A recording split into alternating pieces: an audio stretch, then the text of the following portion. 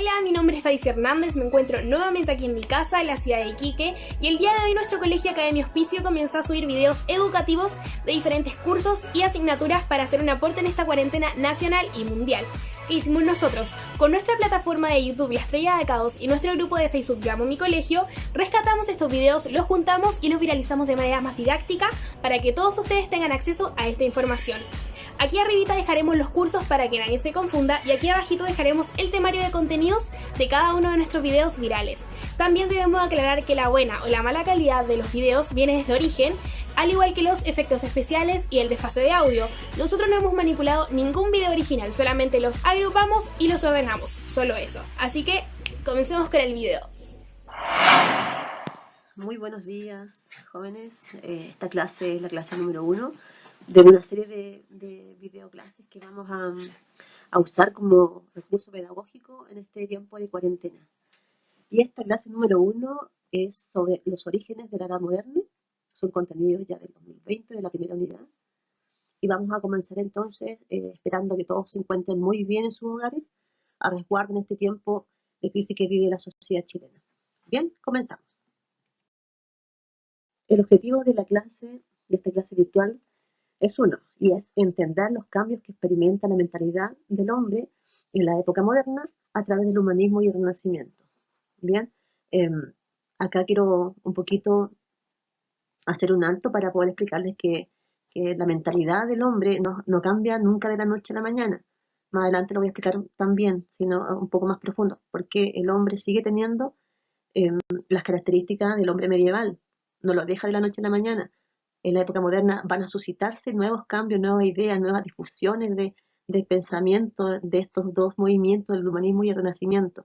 Pero en un comienzo de la Edad Moderna siguen habiendo muchos resabios de la Edad Media todavía. Bien, al final, previo a la actividad de clase, hay un video explicativo también que va resumiendo a modo gráfico de lo que vamos a hablar hoy día. Comenzamos. Bien, ¿qué vamos a ver en este tema? Básicamente los conceptos de humanismo y renacimiento, porque la reforma religiosa no creo que la alcanzamos a ver hoy día, vamos a postergarlo para la próxima clase. Como repito, vamos a ver el humanismo y el renacimiento y cómo estos conceptos van a influir de alguna forma en la formación de los estados modernos. ¿Ok? Bien, empecemos. Esta imagen nos representa la nueva mentalidad, la nueva visión de hombre, donde él está en el centro del universo y no es Dios quien está en el centro del universo. No es una visión teocéntrica, sino que antropocéntrica. Bueno, esto lo vamos a ir explicando un poquito más adelante, pero quería mostrarles esta imagen porque la hizo un hombre considerado como el hombre universal, el hombre que sabía de todo. Él fue Leonardo da Vinci y era un típico representante del humanismo y de la época de este cambio de mentalidad. El humanismo podemos comenzar a definirlo como una corriente intelectual, filosófica, que representa un cambio radical respecto a la Edad Media. El humanismo nace en Europa entre los siglos XV y XVI, en las ciudades más prósperas del continente europeo, y se fue expandiendo por el resto de Europa, como ya lo dije, durante el siglo XV y XVI. Las características del humanismo. La primera y fundamental va a ser la idea del antropocentrismo. Acá el hombre es el centro y ya no Dios como era en el teocentrismo medieval. El hombre es el centro del universo, por lo tanto va a ser el centro de todo tipo de expresiones artísticas y culturales. Otra de las características del humanismo va a ser la recuperación de la cultura grecorromana, la cultura de Grecia y Roma, que en la Edad Media, en el periodo anterior, había relegado esta cultura a prácticamente el olvido. Entonces el humanismo va a rescatar, va a tener una vuelta al arte, a revalorizar los saberes clásicos, especialmente, repito, de la cultura greco-romana. Otra de las características del humanismo va a ser el uso del método científico. Ya habíamos explicado anteriormente dos características más para que no nos vayamos olvidando. Primero tenemos la idea del antropocentrismo. Segundo tenemos el rescate de las culturas greco-romanas, las culturas clásicas que se revalorizan. Tercero tenemos entonces el uso del método científico para intentar explicar la realidad. A diferencia de la Edad Media, recordemos que todos aquellos castigos eran vistos a través de una visión mucho más supersticiosa, cuando había epidemias, cuando había enfermedades, por ejemplo, la peste negra, la muy famosa peste negra, ¿no es cierto?, eran explicadas a través de la parte religiosa, como un castigo divino. Entonces, ahora hay un despertar al uso de la razón, al uso del método científico para explicar lo que acontecía diariamente en la vida del hombre. Otra de las características de esta corriente intelectual que hemos llamado humanismo será el uso de la imprenta. La imprenta va a ser vista como un arma para la difusión de estas nuevas ideas. La imprenta va a nacer allá por el año 1440 de la mano de Gutenberg, con la idea de difundir de manera más rápida todas estas nuevas corrientes, nuevas ideas. Y curiosamente, el primer libro que se va a imprimir, que se va a difundir, va a ser la Biblia. Y por último tenemos como característica del humanismo al Renacimiento, que es el desarrollo del arte, de innovaciones científicas también, donde va a ser un precedente de lo que va a ser la futura ciencia moderna. Acá el Renacimiento condujo al estudio del ser humano para analizar la naturaleza del hombre. Se destacan los estudios, por ejemplo, de Leonardo da Vinci, sus estudios anatómicos que hizo. Se consideraba que él era un hombre universal porque él sabía desde lo que era arquitectura, anatomía, pintor, científico, etc. Pero no solamente da Vinci, también tenemos a Nicolás Copérnico, que tuvo grandes estudios astronómicos, planteó la teoría heliocéntrica, ya hay así numerosos hombres que eran considerados con el título de hombres universales, porque eran que sabían de todo.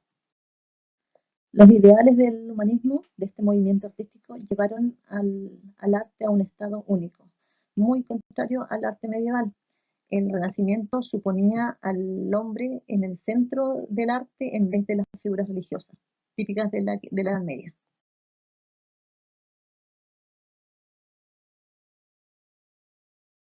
Entre los siglos XV y siglo XVI proliferaron centenares de este tipo de artistas, estos hombres renacentistas, en Europa, porque empezaron a ser reconocidos por todo el mundo. Los invitaban porque era casi un lujo invitar a uno de estos hombres renacentistas, y muchos de ellos, muchos papas, reyes, invitaban y financiaban a estos artistas. Y esos financiadores o esos especie de padrinos del arte eran conocidos como mecenas. Ahí vemos en la imagen a Leonardo da Vinci, que vivió en la corte del rey de Francia, Francisco I, hasta sus últimos días. Él le financió todas sus artes y todo lo que significaba el estudio de estos saberes.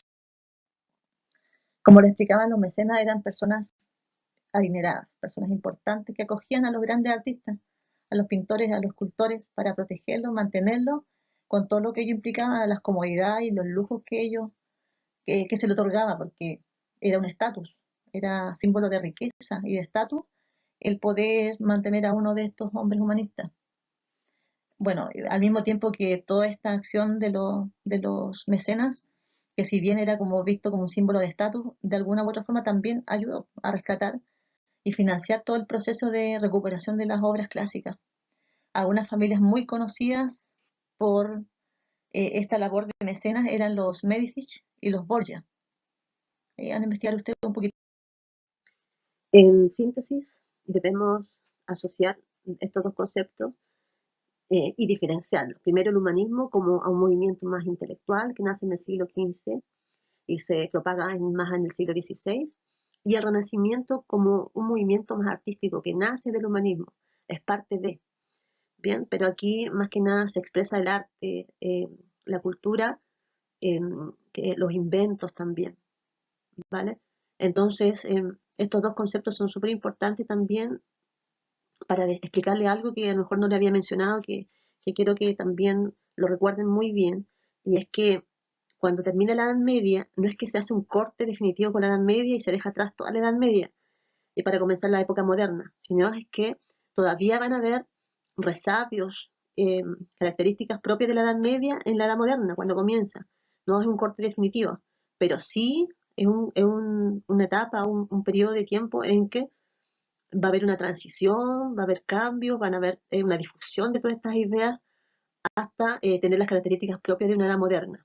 ¿ya? Entonces, eso quiero que entiendan, que la historia no es tajante en un periodo, termina uno y comienza el otro. La línea de tiempo se usan básicamente para poder representar periodos de tiempo, pero no es que termine la Edad Media y aquí comienza la Edad Moderna y el hombre cambia completamente. O sea, cambian las ideas, pero cambian en un proceso. Todo es paulatino. ¿Bien? Ok.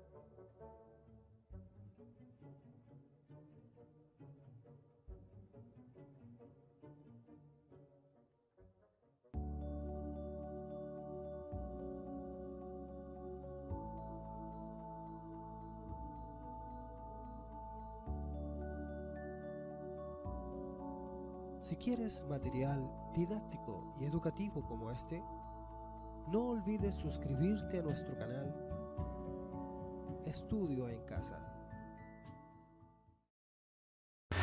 Actividades. Básicamente, la letra A es completar un cuadro comparativo entre las características de la Edad Media y las características que presenta este nuevo movimiento del humanismo. Luego responder algunas preguntas, principalmente con sus palabras. La letra B dice si podemos afirmar que el artista renacentista era un ser multidisciplinario, y si es así, o si es sí, o si es no, explica por qué. ¿Qué ciudades reunieron centros humanistas y renacentistas? A ese que hay un poquito que investigar. También apóyense en los mini videos que presenté. ¿Qué importancia tuvieron los mecenas para el desarrollo del Renacimiento? ¿Qué motivaba a los mecenas a hacer lo que hacían? Y con las palabras de ustedes definir el concepto de Renacimiento y el concepto de humanismo. Bienvenidos a nuestra clase de artes visuales. Les habla su profesor, don Rodrigo Arriagada.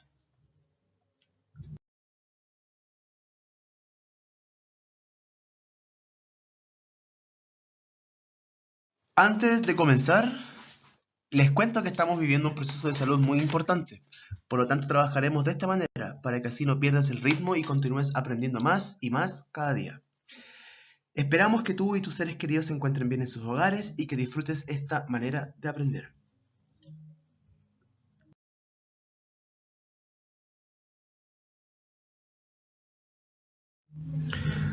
Toma en cuenta lo siguiente. Si necesitas detener el video todas las veces que sea necesario, solo hazlo.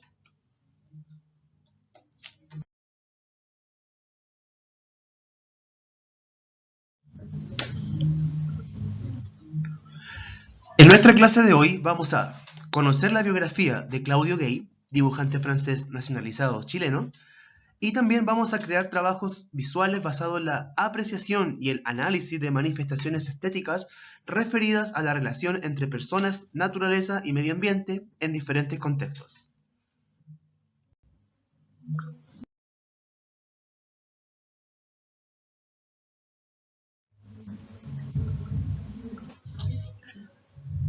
Conozcamos un poquito de la vida de Claudio Gay. Claudio Gay fue un dibujante que nació en Draguignan, Francia, el 18 de marzo de 1800. Murió en Provenza, Francia, el 29 de noviembre de 1873. Él estaba muy interesado en recopilar información científica sobre Chile y desembarca del buque La Tour en Valparaíso en diciembre de 1828. El gobierno de Chile lo contrató como profesor de física, química e historia natural para el Colegio de Santiago en 1829.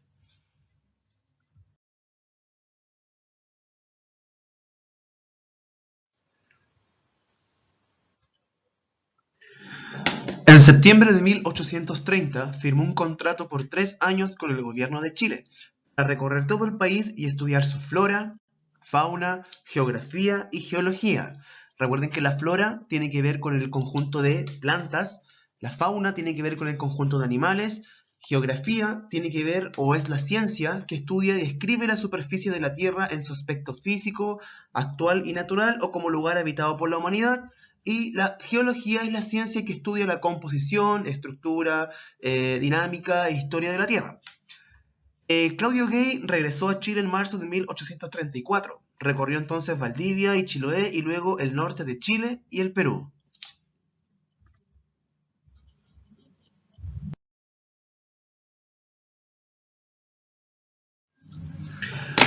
Claudio Gay recorrió el país durante 7 años desde Atacama a Chiloé, reuniendo un centenar de especies y muestras, integrando expediciones científicas, solitarios, viajes itinerantes, tratando de sintetizar lo más característico de cada lugar. Recuerden que estamos hablando aproximadamente del siglo XIX y Chile empezaba desde la región de Atacama hacia abajo, hacia el sur. La región de Arique, Parinacota, Tarapacá y Antofagasta les pertenecían a otros países, que en este caso es de Perú y Bolivia.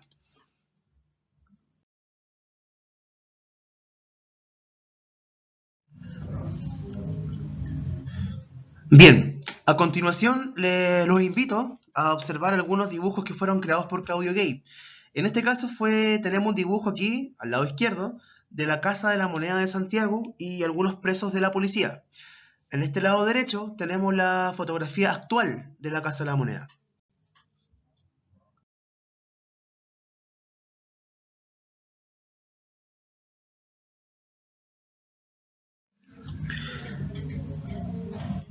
Ahora les presento otro dibujo hecho por Claudio Gay.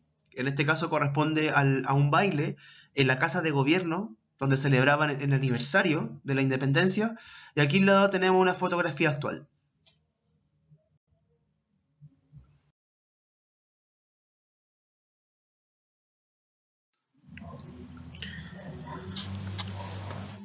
Otro dibujo creado por Claudio Gay es un machitún. Recuerden que el machitún es una ceremonia del pueblo mapuche, que es llevada a cabo por una machi. Es de carácter curativo y se realiza de manera nocturna para enfermedades graves, ¿ya? En la parte izquierda tenemos el dibujo creado por Claudio Gay y en la parte derecha tenemos una fotografía actualizada.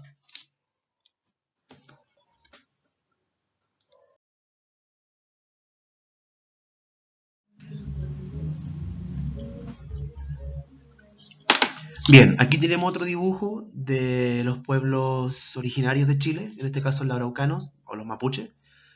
Al lado izquierdo tenemos el dibujo creado por Claudio Gay y en la parte derecha tenemos la foto actualizada del pueblo del mapuche.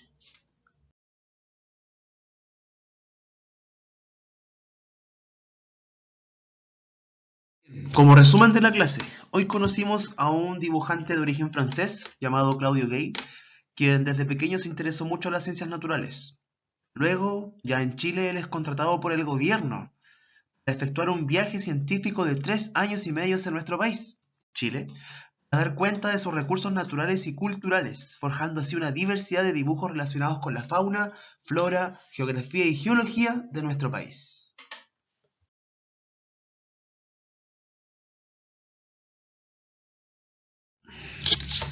Bien chicos, les dejo esta actividad. Los invito a que escojan una imagen de algún paisaje chileno, ya sea del norte, centro, sur, y realicen un dibujo utilizando solamente el lápiz grafito. En la siguiente diapositiva van a ver un video en el cual un dibujante crea un paisaje utilizando solamente un lápiz grafito para que se puedan inspirar.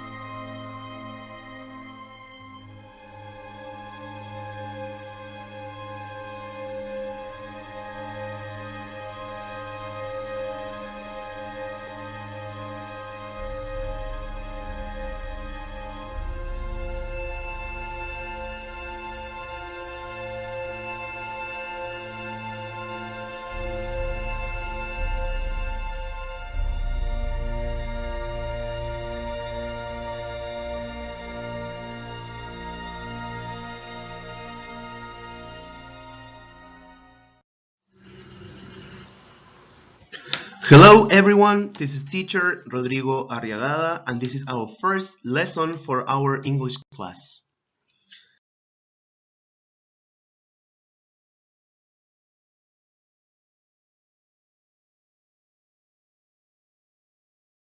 Before we start, we are living a very important process of health. We are going to work this way so as for you not to lose the training and continue learning more and more each day. We hope you and your beloved ones are okay at home and we hope you enjoy this way of learning.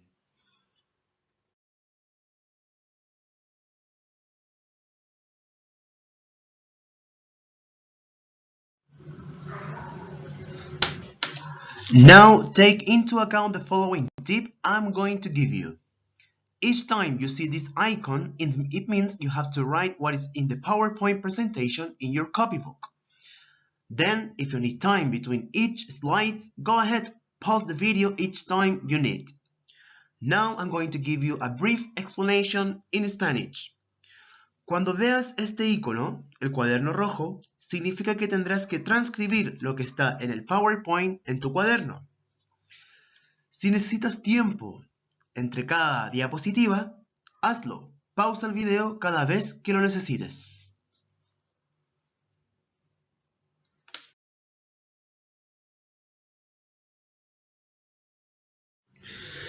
If you don't have your book, don't worry. Work on your copybook and once you got it, you will have to transpose all your answers from your copybook to the book. Trabajaremos en nuestro libro Uncover 2. Si no lo tienes, no te preocupes. Trabaja en tu cuaderno y cuando lo tengas deberás pasar todas las respuestas del cuaderno al libro.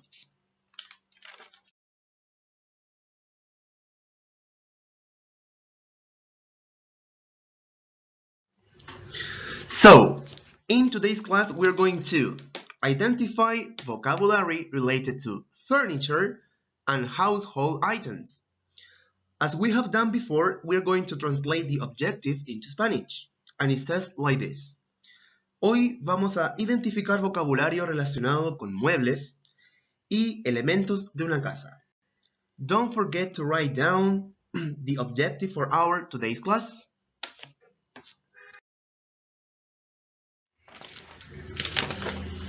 So, in our book Uncover 2, we are going to open the book on page number 54. In there, we can see a very unusual house with the title Home Sweet Home. But what does the phrase Home Sweet Home mean? Take your time to think about a possible answer and try to write your answers in your copybook.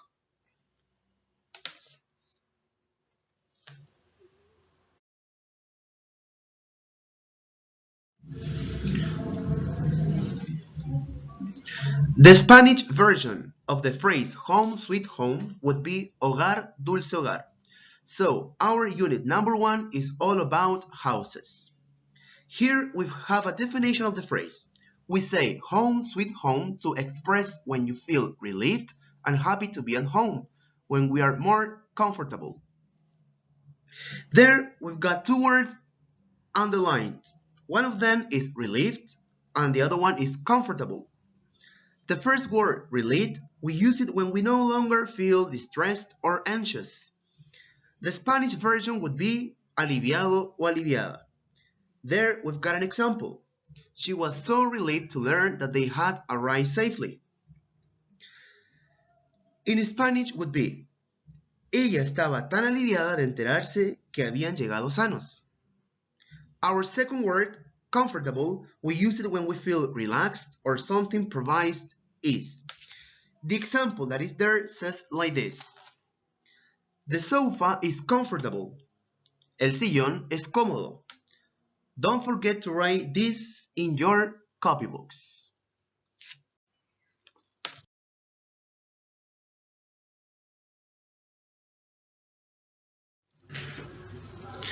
In today's class, we're going to focus on 4 rooms. The living room, the kitchen, the bedroom, and the bathroom.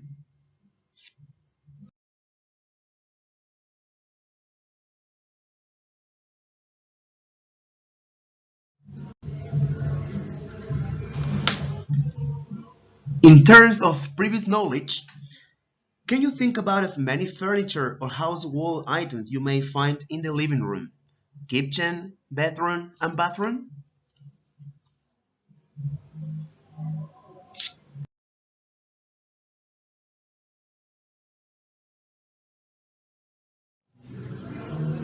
Now, this is our official vocabulary for today's class.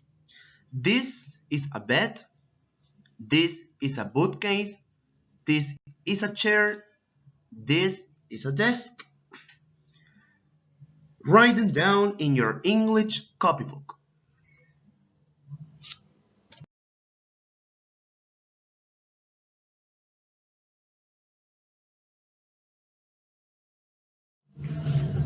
This is a dresser, this is a mirror, this is an armchair, and this is a shower. Write these words in your English copybook.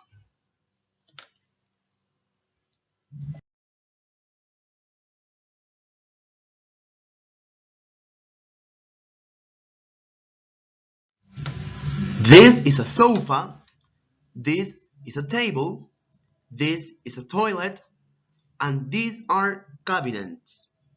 Remember, write these words in your English copybook.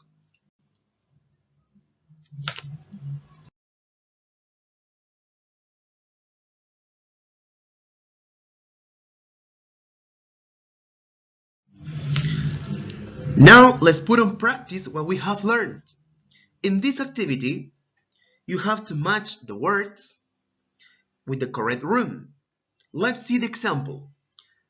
Letter K, the word is armchair. And where do we find armchairs?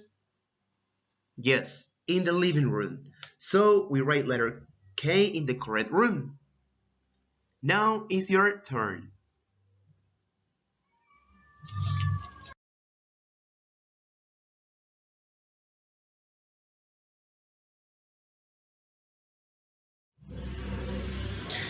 This time we're going to answer the questions below. In here you are going to name all the possible objects we can sit on, put things in, put things on, get into, and look into. Help yourself with the chart next to the questions.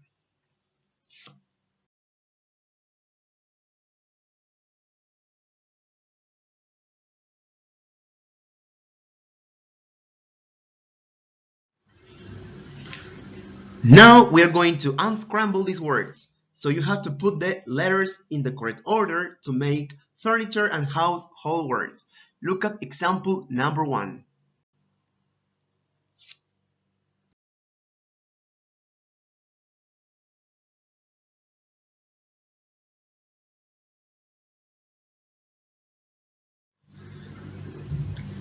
And this is our final activity. You have to read the sentences and complete the missing words with the vocabulary in the chart. Do your best.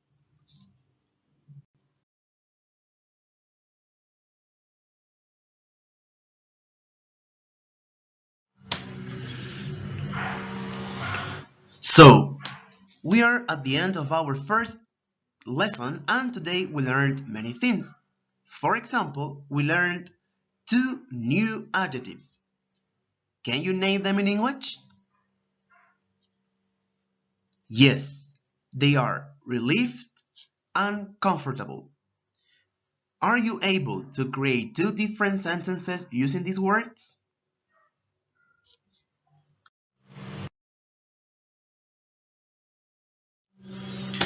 We also remembered 4 rooms of a house.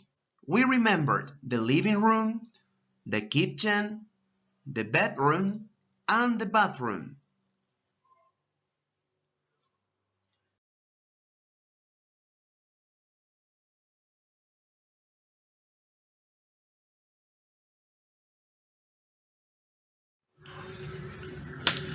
And of course, we also learned the following vocabulary: bed, bookcase, chair, desk, dresser, mirror, armchair, shower, sofa, table, toilet, and cabinets.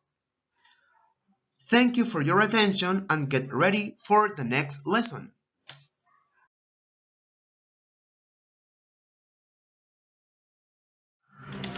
Our next lesson is going to be about comparative and superlative adjectives.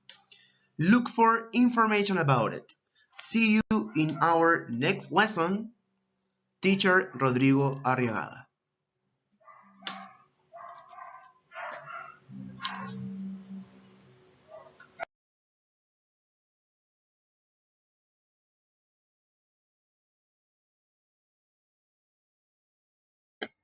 Hola chicos, ¿cómo están? Espero que muy bien. Ahora vamos a empezar con la clase de tecnología de la unidad 1, que corresponde planteamiento del problema e identificación de necesidades. Ya como les comentaba en las clases, tecnología se trabaja con proyectos, con resolución de problemas. Pero para solucionar problemas, primero tenemos que ser capaces de identificarlo, ¿ya? Por eso sale acá planteamiento del problema, o sea, se expone y somos capaces de identificar cuáles son las necesidades que tenemos que resolver. ¿Ya? Porque cuando hay un problema, ¿qué necesitamos? Una solución. El objetivo es analizar el entorno y detectar problemas y necesidades que afectan a las personas y la comunidad más cercana. ¿Cuál sería su comunidad más cercana? ¿Cuál creen ustedes que sería?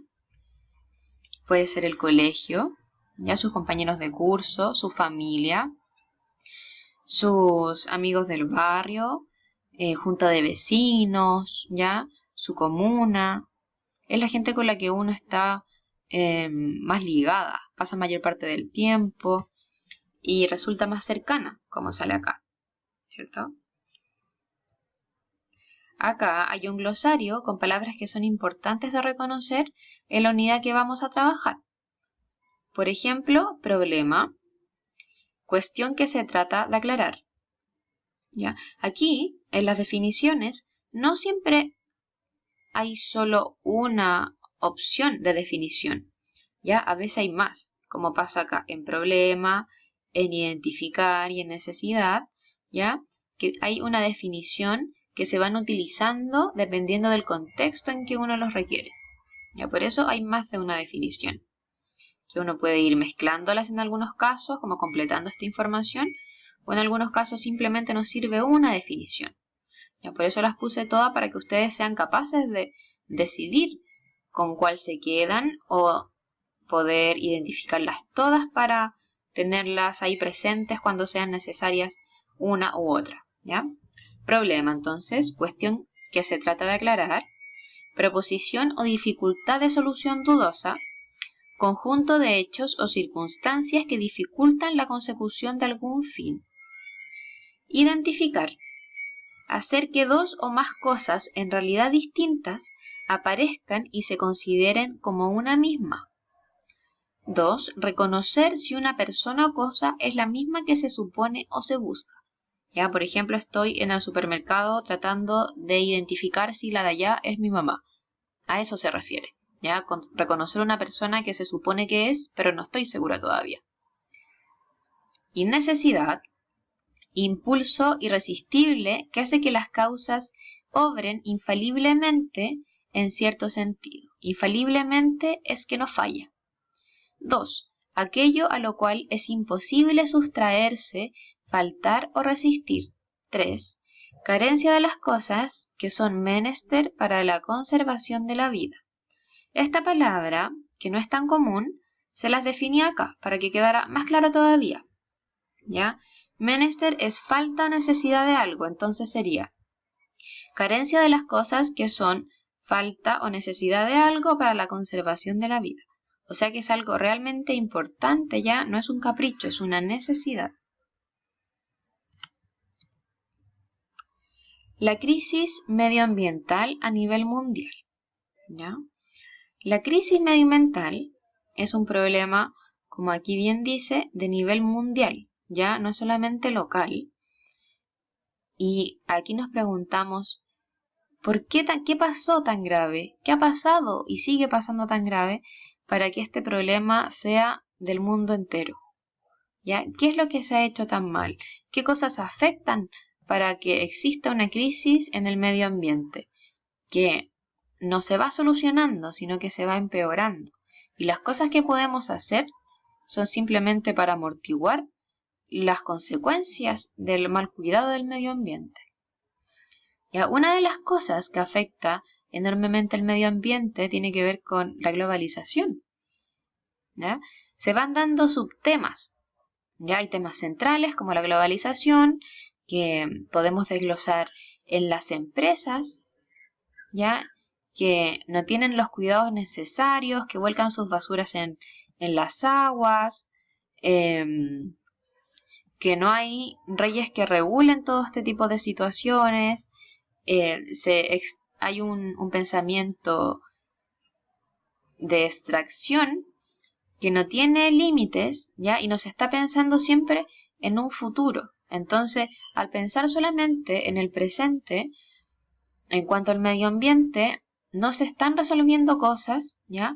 Y por eso me pareció interesante plasmarlo con esta imagen, donde sale un joven, ¿ya? Un niño debe tener, yo creo que la edad de ustedes más o menos, que está parado frente a un lugar donde está todo quemado, lleno de basura, ¿ya? Y ustedes son las generaciones que quedan, que van a quedar con un mundo que está súper complejo en cuanto al medio ambiente, ¿ya?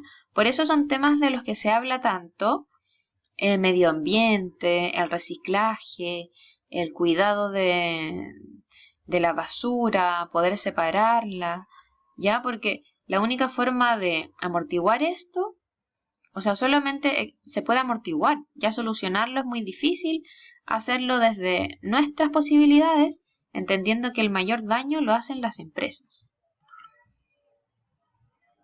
Y acá les puse otro ejemplo ya, lo que les hablaba recién, y un ejemplo también del daño que se le hace al medio ambiente, a la fauna, a la flora, a los mismos humanos, con estas llamadas zonas de sacrificio, ya donde hay lugares muy contaminados, con basuras, que no se puede escapar de esos lugares y simplemente está, ya y está en todo el mundo, entonces tampoco hay un lugar donde uno pueda estar libre de esto. ¿Y eso pasa a nivel local? Claro que sí. Ya claro que pasa. En Iquique, acá puse una noticia que es antigua, del 2018, que sale: Iquique tiene la segunda playa más contaminada del Norte Grande. Solo es superada por Antofagasta en esta medición hecha por la Universidad Católica del Norte. ¿Ya? Iquique tiene 8.6 unidades de basura por metro cuadrado según la medición. ¿Ya? Esto es simplemente un ejemplo de que a nivel local siempre hay problemáticas medioambientales y estamos hablando de un problema que es mundial. ¿Ya? Entonces, ¿qué tiene que ver lo que estamos hablando con la unidad que nos corresponde en este semestre, que es planteamiento del problema e identificación de la necesidad? ¿Qué creen ustedes que tiene que ver? ¿Ya? ¿Cómo relacionamos esto que tiene que ver con el medio ambiente con la resolución de problemas o el planteamiento y el ser capaces de identificarlo? ¿Ya?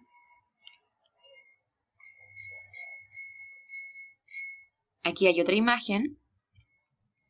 Esta es del año pasado, cuando ocurrieron las lluvias, que como ustedes bien saben, acá en Iquique no pasa siempre, ya no es un momento de alegría, sino son momentos de complejidad, porque no es una región que esté preparada para la lluvia, ya. Esta es una foto muy antigua, no pude encontrar la fecha de data, pero aquí se deja claro que el cambio climático ha afectado mucho en estos sucesos, ¿ya?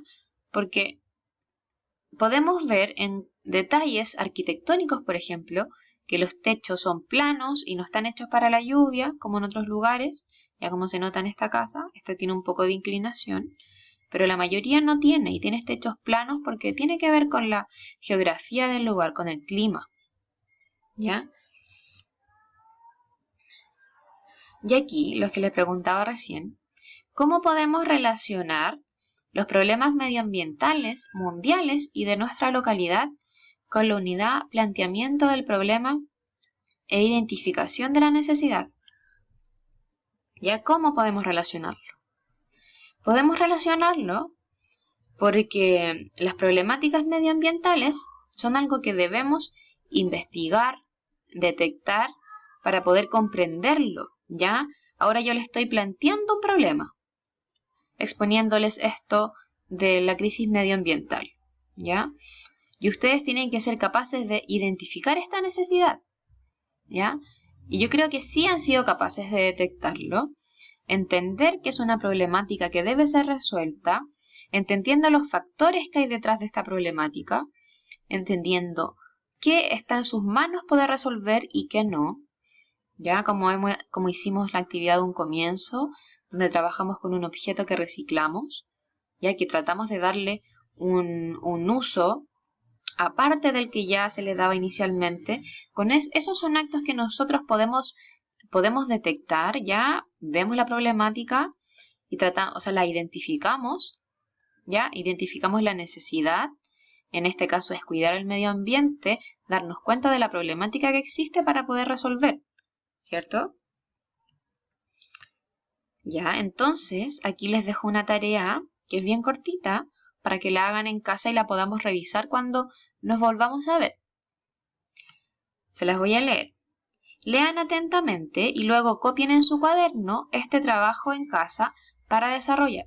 Es importante que copien esto en su cuaderno, chiquillos, porque lo vamos a revisar cuando vuelvan, ¿ya? 1. Buscan algún periódico que tengas en casa una noticia relacionada con el medio ambiente. No importa la fecha de que sea, si es del año pasado, está bien, si es reciente, está bien también. Si no tienen periódico en sus casas, pueden buscar una por internet e imprimirla si es que tienen impresora y pegarla en su cuaderno. Y si ya no tienen impresora y no pueden salir de casa, pueden dibujarla también, ya lo más fiel a la realidad para poder entender la noticia, y la copian tal cual sale en la fuente donde la encuentran. Ya, recortar y pegar en tu cuaderno, detectar la problemática específica, ya que ustedes esto ya son capaces de hacerlo totalmente, detectar la problemática que sale en la noticia, y luego sugiere 2 soluciones a ese problema que ustedes fueron capaces de detectar. Las soluciones deben ser factibles de ejecutar, ¿ya? Yo sé que hicimos un trabajo donde uno podía imaginar una solución, ¿ya? En este caso no, tiene que ser algo que sea real, que sea posible y que esté en nuestras manos, ¿ya? Que tenga que ver con cosas pequeñas. ¿Ya, chicos? Así que ahí a pensar bien en qué solución van a entregar, ya que sea factible. Quizás ahí se pueden guiar, leer un poco de noticias y guiarse en soluciones que ya existan y que hayan resultado en otros países quizás, ya, para que puedan resolver este pequeño proyecto. Y ahí los revisamos cuando vuelvan de clases. Ya, chicos, espero que estén muy bien. Suerte con la tarea. Nos vemos pronto. Chao. Queridos estudiantes, esperando que se encuentren muy bien junto a sus familias, vamos a dar inicio a la unidad número 1 que trata sobre los números. Le habla la profesora Fiona León. El objetivo de aprendizaje de esta presentación es que ustedes logren mostrar que comprenden la multiplicación de números enteros, presentándola de manera concreta, pictórica y simbólica, y además aplicando procedimientos usados en la multiplicación de números naturales y no olvidándonos de la regla de los signos en cada operación, resolviendo problemas rutinarios y no rutinarios. Es muy importante además abordar de manera flexible y creativa la búsqueda de soluciones y problemas en nuestra vida cotidiana. Conjuntos numéricos. Les voy a explicar cada uno de estos conjuntos. Ya todos estos conjuntos numéricos se le llama el conjunto de los números reales. los cuales se subdividen en otros tipos de conjuntos, como lo es el conjunto de los números racionales. En el conjunto de los números racionales podemos encontrar todos los números fraccionarios o decimales exactos. ¿Qué quiere decir esto? Que son decimales cortos o que tienen o cuentan con periodicidad, que son decimales periódicos. Dentro de este conjunto también podemos encontrar el conjunto de los números enteros, donde podemos encontrar los valores negativos y positivos. A estos se les llama conjunto de los números naturales. Por otro lado, podemos encontrar el conjunto de los números irracionales, como lo es la raíz cuadrada de 2. Esta es una raíz que no tiene solución, por lo que su resultado son decimales no exactos, que no tienen un orden o no se pueden transformar en fracción, como también lo es el número pi. Si bien son valores no infinitos, sus decimales no tienen una coherencia, un orden. Al conjunto de los racionales y los irracionales se le denomina conjunto de los números reales. Vamos a ver lo que son los números enteros. Estos son números negativos y son necesarios para realizar operaciones como las que son la sustracción, por ejemplo. Cuando el minuendo es 3, es más pequeño que el sustraendo es 5, la resta o el resultado de esa resta jamás nos va a quedar con un número natural. ¿Qué quiere decir que no nos va a quedar con un número natural? Que no nos va a quedar positiva.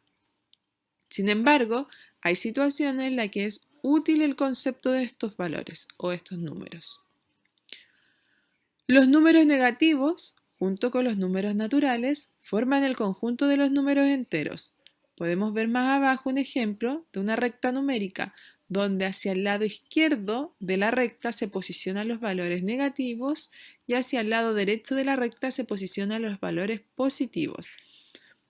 Todos estos valores enteros se les llama conjunto de los números enteros. Si ustedes se fijan, no nos vamos a encontrar con números fraccionarios o números decimales, solamente números enteros positivos y negativos, incluyendo el 0. A este conjunto lo denominamos con la letra Z. Conjunto de los números naturales. Este conjunto surge de la necesidad de contar, tal como yo puedo contar los alumnos que hay en una sala de clase. Este es un conjunto perfectamente ordenado. Es decir, si yo elijo dos números, cualesquiera, siempre uno es menor, es mayor o igual que el otro. Más abajo podemos también ver el ejemplo de la recta numérica, donde vamos a encontrar todos los valores positivos hacia el lado derecho, incluyendo el 0. A diferencia de los números enteros, los números naturales solamente son números positivos, pero también siguen siendo enteros, mientras que el conjunto de los números enteros abarca los números negativos y positivos. Se le denomina con la letra N. Hola compañeros, nosotros somos Tim y Tom y juntos queremos mostrar un poco de la historia de los números enteros. Todo partió con la necesidad de querer expresar cálculos comerciales, como la pérdida en el análisis financiero.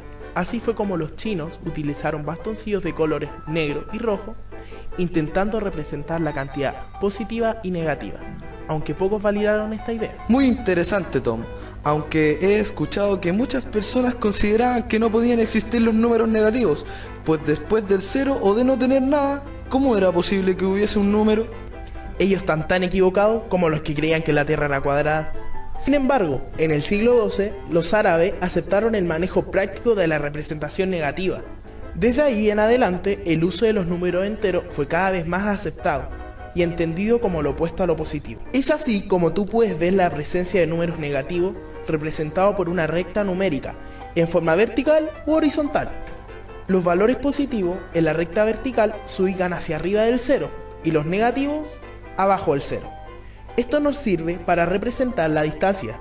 Por ejemplo, positivo sobre el mar y negativo bajo el mar. Ah, entonces también existen distancias positivas cuando quieres representar que caminas o que corres ciertas cantidades de kilómetros. Sí.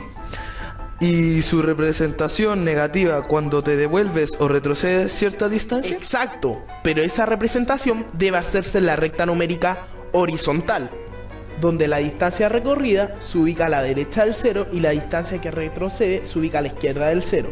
Por ejemplo, en el recorrido que hace un ascensor dentro de un edificio se relaciona con la recta numérica vertical. Cuando sube, su representación es positiva y cuando baja, su representación es negativa. Mi profesora de matemáticas me contó que un alemán llamado Michael Staffel... Hola, yo soy Michael Staffel. Fui el que divulgó el uso del signo menos para designar la resta.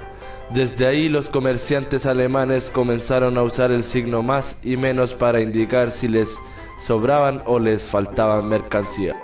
¡Ah! ¡Qué buena memoria tienes! En las matemáticas modernas, el conjunto de números enteros abarca todos los números positivos, negativos y el cero, que se clasifica como número neutro. Por eso es importante que conozcas los números enteros, ya que están siempre presentes en tu vida. Como por ejemplo, en la temperatura, se grafica con una recta en forma vertical, donde tenemos sobre el cero la temperatura positiva y bajo el cero la temperatura negativa. Ahora me doy cuenta que es realmente necesario conocer este tipo de números. Solo me queda aprender las operatorias de este conjunto, para lo que te invito a ti, compañero, a que aprendas junto a mí. Muy bien, vamos a continuar con la multiplicación de números enteros. Para multiplicar dos números enteros, se multiplican sus valores absolutos, los números. Si dos factores tienen igual signo, el producto, o sea, el resultado será positivo. Y si dos factores tienen distintos signos, el resultado será negativo. Antes de comenzar, debemos recordar lo que son las reglas de los signos. Signos iguales se suman y signos distintos se restan. Por lo que la multiplicación entre más por más, nuestro resultado será positivo. Menos por menos, nuestro resultado también será positivo. Menos por más, nuestro resultado será negativo y más por menos, nuestro resultado también será negativo. Recuerden que los números enteros se denominan con la letra Z.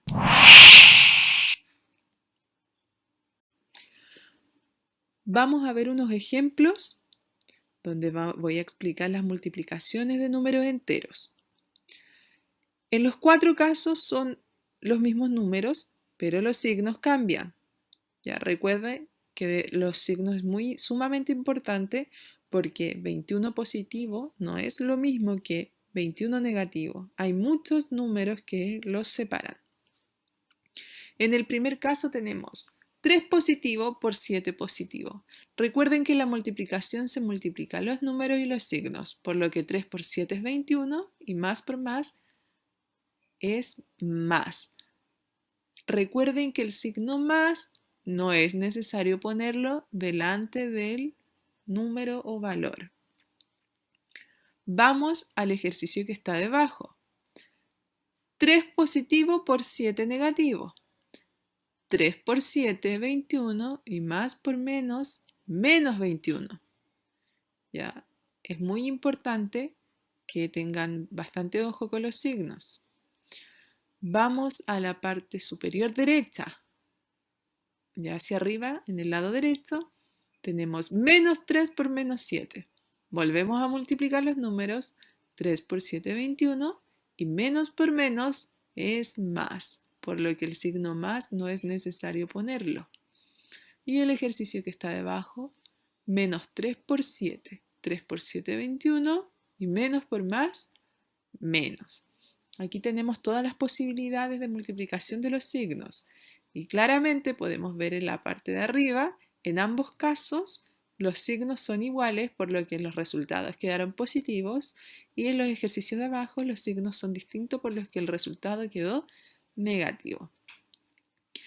Espero hayan comprendido muy bien estos ejercicios, porque son ejercicios simples y básicos. Y ahora los invito a trabajar en su cuaderno. En estas actividades, donde aquí usted debe calcular las multiplicaciones con números enteros. Es una tabla donde se entregan distintos valores de multiplicación de números enteros, donde usted debe multiplicar los números y los signos. En la parte superior, yo les entrego 2 ejercicios resueltos con su valor. Esa es la forma de trabajo. En la tabla del lado derecho nos encontramos con paréntesis y con corchetes. Ya recuerden que debemos darle prioridad a los paréntesis que están dentro de corchetes, ¿cierto? Porque ahí tiene doble regla, doble prioridad. Luego pasamos a la actividad número 2, donde ustedes deben resolver y completar la siguiente tabla. Yo les entrego los valores de A, le entrego los valores de B y los valores de C. Luego usted debe multiplicar según lo que le pidan. En la fila número 4 le pide multiplicar A por B por C. ¿Ya? Y en la columna 2, donde sale menos 3, menos 2, menos 1, nos quedaría de esta forma. Menos 3 por menos 2 por menos 1.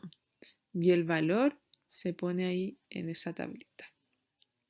Para el mismo caso, debo multiplicar B por, pero antes tengo un paréntesis, dentro de ese paréntesis hay una suma, la cual yo debo resolver, ya para luego poder multiplicar.